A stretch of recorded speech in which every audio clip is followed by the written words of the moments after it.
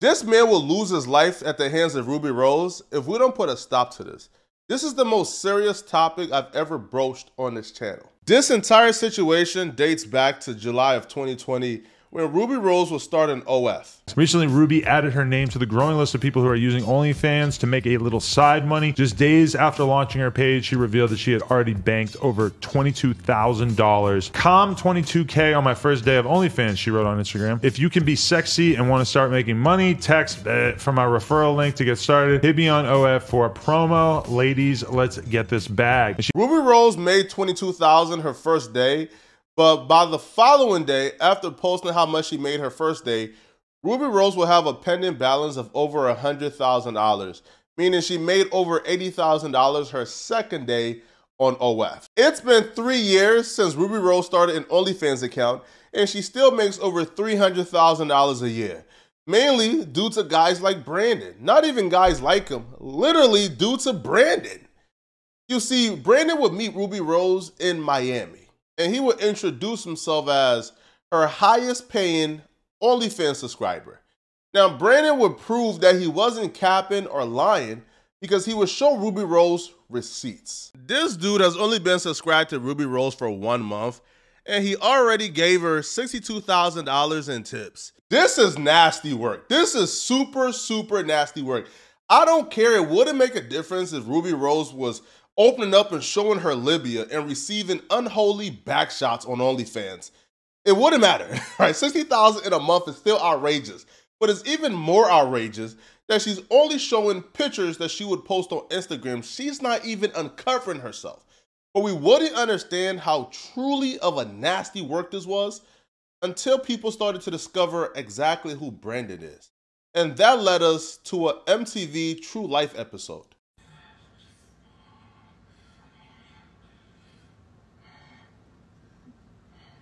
It's one of my favorite things to do is smoke cigars while I watch porno. Makes keep it luxurious. At the age of 26 years old, Brandon would appear on an MTV True Life episode for having a corn addiction that was absolutely destroying his life. He was 26 years old with no real friends at the time, and he didn't have a job because he couldn't keep a job schedule due to his obsession with staying home and watching corn and beating you know what. He was still living at home with his mama because he couldn't afford to move out. His life was crashing down due to his corn addiction. But somehow, some way, a couple years later, Brandon was able to make a lot of money in crypto, but his sickness was still there.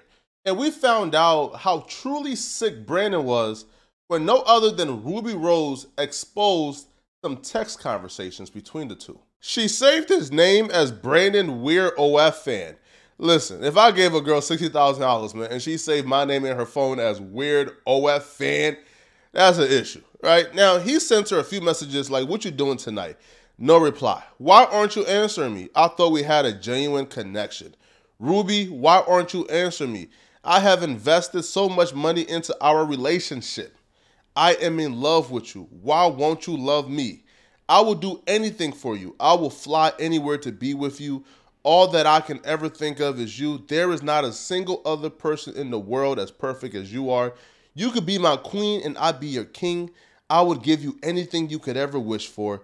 We can even have a one-sided, open-end relationship where you can do whatever you want as long as I know that at the end of the day, you come home to me and are only with me. I promise I will treat you better than anyone, Rubi. I love you with all my heart. I have never felt this way about anyone. I want to marry you. I want to have a family with you. I want to only be with you. I would quit everything and give up everything just for you. I would do anything for you to love me. I will give you everything I have just for the chance that you never leave me. I want you to be with me forever. In my eyes, I've never seen or known something that I am so sure will be perfect. I can imagine waking up every day and looking over at you asleep on the bed, looking perfect while you sleep, and I run my hands through your hair, or me getting you the largest diamond ring that I can find so that it is one on the hand of a true queen. I will buy you whatever car, boat, or jet you want. I would never love someone as much as I love you, Rubi. I love you more than Bitcoin. I love you. I will give up everything to have you to only be mine. Please don't ignore me, Ruby. I am sending you more money right now. You are making me cry right now by not answering me. I am bawling at the thought, thinking that you won't be with me forever and that you don't love me anymore. I don't know if there is a point anymore to anything. All I can ever think of or dream of is you.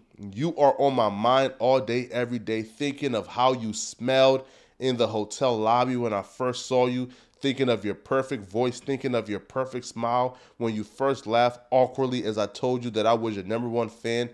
Everything about you makes me get butterflies in my stomach. Please tell me you are just very busy and not seeing my text right now, princess. Please, I cherished every second I was with you.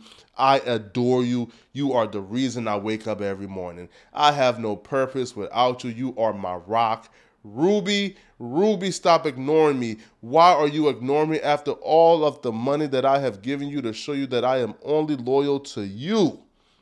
Yeah, this is sickening, bro.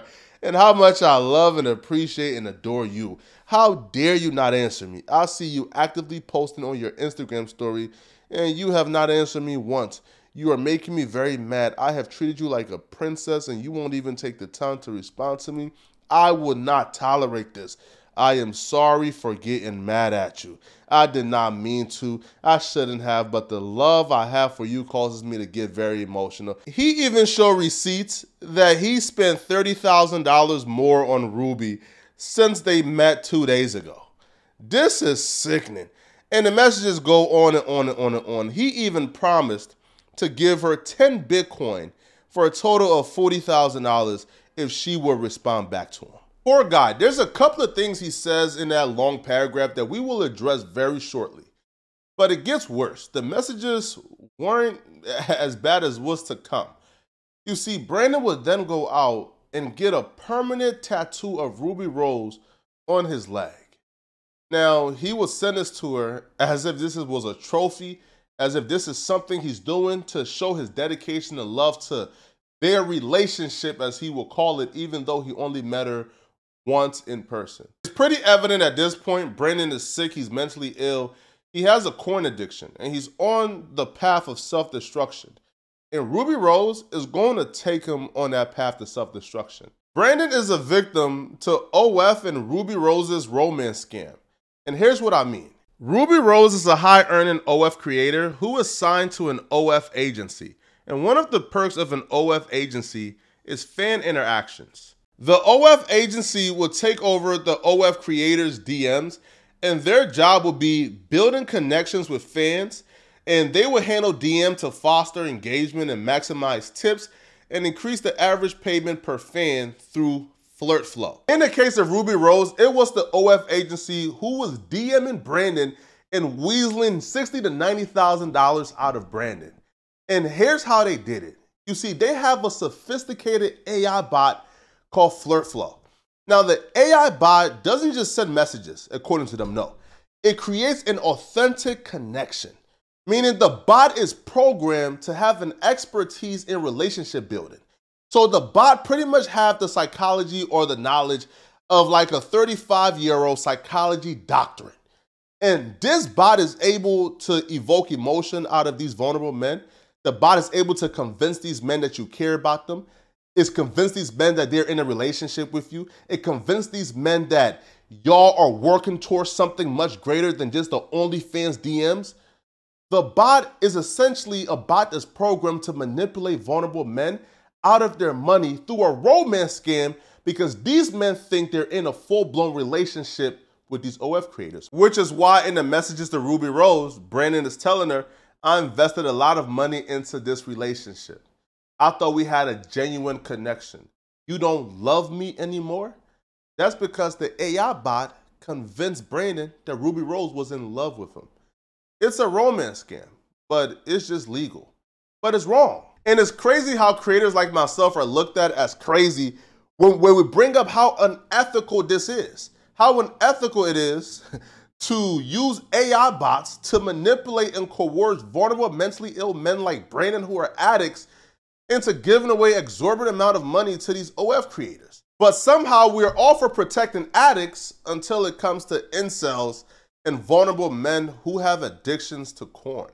You see, the cigarette company got nerfed. Like, the cigarette companies got restrictions and laws and regulations in terms of advertising, in terms of fruity flavors, because the government realized that people were addicts, and it was unfair to have the predatory cigarette companies essentially do whatever they got to do to get more people hooked on their product. Why aren't there any rules and regulations for men like Brandon on OF? Why is it okay that these people can use these AI bots to manipulate men and coerce them, even though it's clear they have mental illnesses? Like, do you know how destructive this is? Do you know how destructive it is to take a corn addict, put him on OF, and then program a bot who is programmed with only one purpose? They are programmed to manipulate those men to the nth degree to extract and coerce more money out of them. If Brandon loses his life, if Brandon self-destruct, his death is on Rubi Rose's hand. And I strongly 100% believe that Rubi Rose should be locked up. And whoever is responsible for those DMs to Brandon, this is an outright romance scam, and it needs to stop. Y'all let me know in the comment section, what do you guys think about this, all right? And if you're still watching, click on this video here somewhere on my screen to find out why Cameron and Mace sent a really threatening message to this member of the Joe Budden podcast. Click on this video here to find out why. I'm out of here, folks. Peace.